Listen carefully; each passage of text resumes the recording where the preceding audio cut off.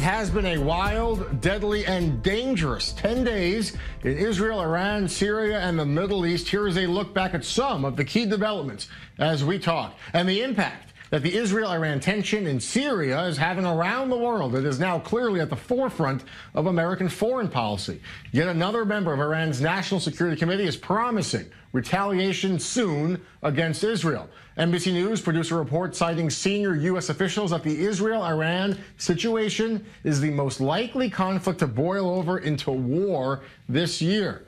Back in conversation with retired Colonel Jacques Neirah, also our senior international affairs correspondent, Owen Alterman. Jacques, I want to start with you because Pentagon and State Department analysts reportedly in America are openly predicting that the chance of direct conflict, war, in Syria between Iranian forces, regime forces, proxy militias, and the IDF, it is likely in the months to come. Do you agree with that assessment? Well, could there be a direct battle? If I had to choose between 1 to 10, I would say that we are around 6.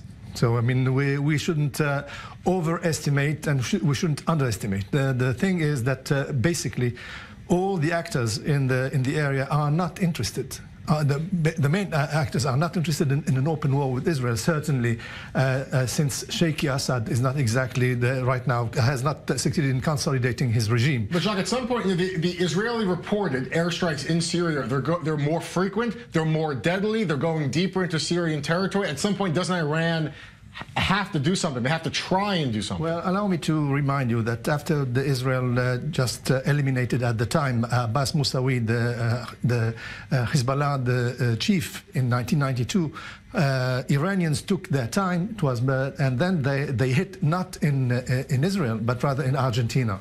So, I mean, there's 50 shades of reaction that, I mean, the Iranians can choose out of them whatever they want, and certainly not a direct conflict with Israel when they don't have a common border, when their forces or their legion, the foreign legion in Syria, is far away from the Israel borders, and they are exposing Assad to Israel retaliation and to, in fact, to his destruction. From a military intelligence standpoint, you mentioned the number, if you had to estimate, but is a 6. How much of that concern is the risk of armed drones? We know Iran, again from Israel, says that an armed drone penetrated Israeli airspace that lured a response in Syria that led to a fighter jet being downed. How risky is that a drone war could Allow me to make it very simple.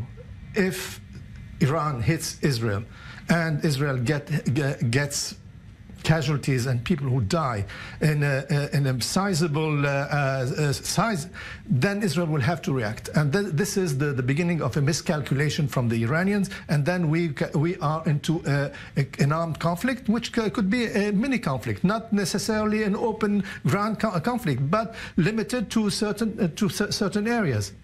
So this is what we are facing right now. We are not facing an Israeli invasion into Syria or an Iranian invasion into Israel. This is a minor but real skirmish. Yeah, this is not going to happen, yes. All right, Owen, you're tracking international reaction, international coverage of this rapidly developing, boil that's about to happen. What is the world saying? Well, Jeff, let's start with that NBC report that you mentioned. Again, NBC quoting 3 unnamed U.S. officials saying that of all the spots in the world where there could be, as they put it, live hostilities, it's this front between Israel and Iran and Syria that most worries them. I don't know if they go so far to say that it's likely, but they say that it is the likeliest of the possible scenarios around the world where there could be fighting. Again, maybe potentially, again, with the calming, at least in the short term, of the situation on the Korean Peninsula. This is the one that stands out. And this is again, one of America's prominent premier news organizations, NBC News. That's an American kind of straight assessment. Exactly, straight assessment. The article goes on to explain a little bit why that is. Again, a lot of the reasons we're familiar with in this part of the world. Now let's go to the British press. Take a look at 2 different outlets. First, The Express. Jeff, we should say this is a right-wing British tabloid, and this is an outlet that is obsessed with World War III. Okay. They have a whole page on World War III, when World War III might break out. It's a common theme in its reporting. World War III update, where it might break out and why and how, the 10 safest countries if it happens. Okay. And this is of a piece with that, is what's happening between Israel and Iran, how that could escalate until World War III. Kind of misquotes Israeli ambassador to the UN, Danny Danon, and even some commentators in the BBC to explain how Iran has 80,000 foot soldiers in Syria. That number's right, but it says that they're all at that base and they're meant to launch a ground invasion into Israel. Not necessarily, but again, talks about, and I think really sensationalizes the situation. Journalism, but exactly. Threat. I mean, it's being taken to the extreme about what could happen. Exactly, you're right. There's a real threat underlining it, and we've been talking about that, here, and not only here, for the last few minutes. Then the next outlet we'll talk about in the British press is The Independent. Patrick Coburn, a left-wing columnist and reporter for The Independent, someone we should say, Jeff, was very, very critical of Israel, almost hostile. He has more of a straight take on this. He talks about how Israel might believe that Iran won't retaliate in the short term because of those parliamentary elections in Lebanon, because of the upcoming deadline for Donald Trump to decide on the Iran nuclear deal. Both of those things 10, 11 days away. 10, 11 days away, and the conventional wisdom, both in his mind and here in Israel, is that Israel feels it has free reign in Syria in the short term. Probably true, but then he says, what about in that medium term, after those days pass? Might it be true that Iran also has red lines in Syria, and if Israel, as he puts it, changes the balance of power in the conflict, that it's running the risk of an Iranian retaliation? We've talked about the different scenarios that might involve. Again, from a commentator who, again, is critical or even hostile towards Israel, but again, a view that I think is more widely shared and a concern that more people have. All right, tell me quickly, and obviously Russia plays a big role in this, their involvement in Syria. What are Russian outlets saying? Well, loyal I-24 News viewers would know that I love the Russian English language media outlets. Here's no exception. Let's take a look at how Sputnik is taking a look at all of this. This, Jeff, is not so much about the threat of war, but about Benjamin Netanyahu's presentation, what it means for the wider situation.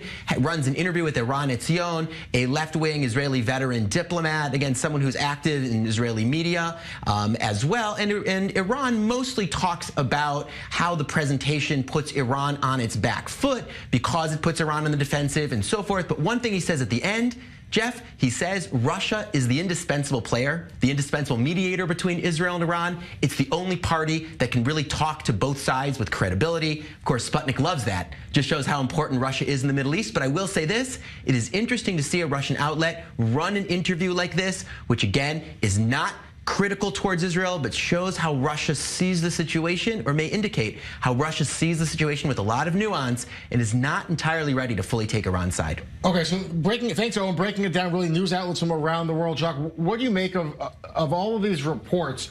What's the short-term, medium-term, and perhaps even long-term risk for Israel if these strikes and spy operations keep going?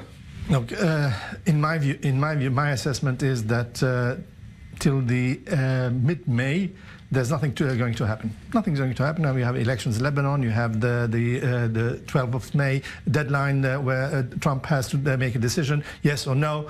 Most probably it will be a no, and it's not exactly the time to hit Israel when the American and the U.S. administration is going to adopt some measures against Iran or open sanctions. But it's the summer then. So we are heading into a very hot summer. It depends what the Iranians are going to do. If they are going to put more forces, more Revolutionary Guards into Syria, or bring more equipment, missiles. You mentioned surface-to-air missiles. In fact, these were surface-to-surface missiles and not surface-to-air.